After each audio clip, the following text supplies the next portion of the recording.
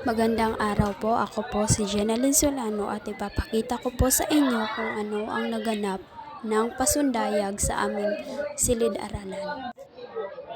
Ito po ang ginamit naming tarpaulin na nakalagay na pasundayag. At ipapakita ko pa po sa inyo ang mga litrato na nakunan ko sa aming kaganapan.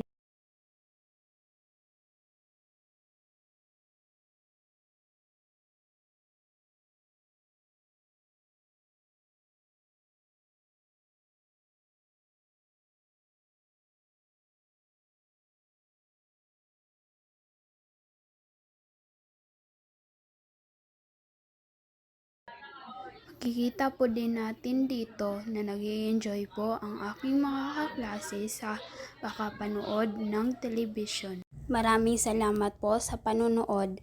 Naway nagustuhan niyo po ang aking video. God bless you po.